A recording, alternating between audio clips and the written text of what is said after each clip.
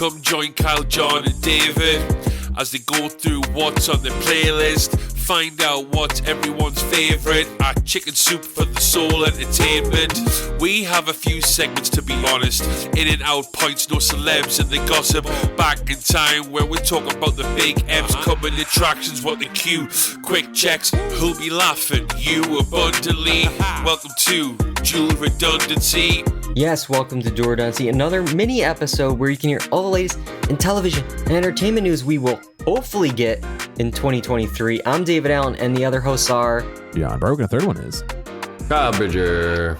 Alright, so one last mini episode to close out the year before 2023, and why don't we take a look of what's to come next year in movies and television and what we're excited for, so then other people maybe can also get excited about what we're excited for. Let's start off Avatar with 3. John. Avatar 3. I know. No, it's not there yet. It's not there yet. That's probably going to be another 23 years. Yeah, we'll see. I don't even know if this is coming out this year. Is that project that Ray Seahorn and we don't know, right? It could be. I'm so the hopeful. Ray Seahorn, Vince Gilligan, Yep. Apple TV Plus project. Yep. Hopeful that A, that comes out this year, this year, and B, that it's fantastic. I mean, I don't see how it can't be unless they rush it, but either that or failing that, maybe another season of Severance, or I think we'd be pretty, I don't know if we're getting another season of White Lotus that quick. That sounds a little too quick of a turnaround, but we'll see. Maybe. He did it in a year before. Maybe he can do it again. That's true. Yeah, I don't know about the Ray Seahorn show. I would hope. I mean, I don't know.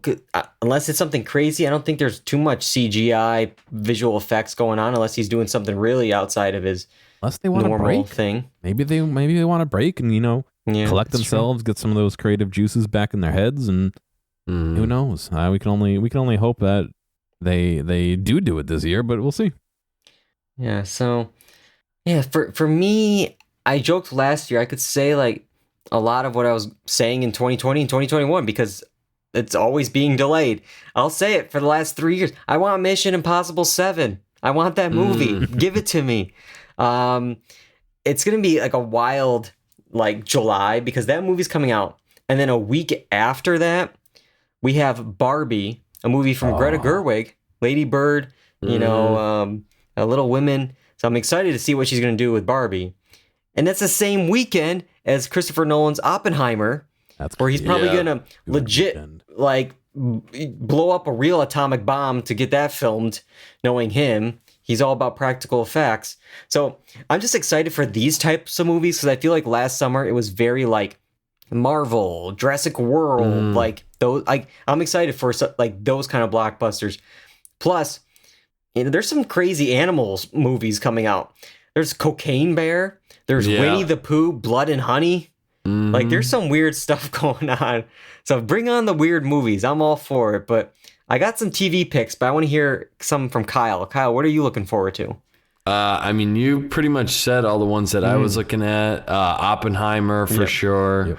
Yep. Even though I'm seriously concerned about it, I'm interested in that Super Mario Brothers movie just to see what happens. John, how is that not on your list? I'm gonna. That was number one with a bullet. Yeah, I'm gonna see it, but I right now it's in my watching a train wreck in slow motion category. Yeah. We'll see what happens. Mushroom Kingdom, here I come to the movies. Yahoo! And I'm just taking a look here. I mean, I don't know what the timeline for this is, but apparently there's supposed to be a new Mad Max movie, so that would be interesting. Timothée Chalamet as Wonka could be a possibility of a interesting little. Yeah, that's supposedly in December of next year. Okay. So maybe that. Any TV you looking forward to, Kyle? Any TV? I mean, just the usual suspects. I hope we get Succession back. Maybe Industry, a new season of Industry. I liked Industry a lot. I'm just thinking of Party Down. Party Down should be coming back, and I'm catching up with Party Down. Yeah. So I'm catching up with that. Speaking of his other show, I know John mentioned it. I'm hoping we get Severance by the end of the year. Yeah, Succession is supposed to come out in the spring. Yeah. So yeah, do we know if like there's going to be another True Detective or a Fargo coming out at any point? I believe Fargo's in production. Okay. I believe John Hamm is in season 5. Okay. Interesting. So that could be. That would be nice. I lost track of that last season. Maybe I better revisit it if that comes out. Yeah, I feel like I dropped off in season 4 too, but every season is usually a new season, so we can probably jump in on it. Yeah. Fair. For me, I'm curious. Like, you know, The Rehearsal I really love 2022. It was somehow renewed for season 2. As much as weird as it was season 1, I'm really curious of how season 2 is going to play out after how, you know, with season 1 went. But there's also another Nathan Fielder show that possibly is coming out. Again, there's no release date for it, but it's in production for a while here. It's called The Curse. And it's Benny Safdie, Uncut Gems, and Nathan Fielder. They created it together, and they both star in it alongside Emma Stone. And it's about how a curse disturbs the relationship of a newly married couple as they try to conceive a child while co-starring on their very problematic new HGTV show. There's a lot of stuff going on in there. Wow. You've got Nathan Fielder, there. the Safdies, Emma Stone, HGTV. Yeah, a lot happening there. That So I'm sounds excited. interesting. I'm excited for that. I'll definitely check that one out. So yeah, there's a lot to look forward to. It looks like, you know, for movies and TV in 2023. We're excited.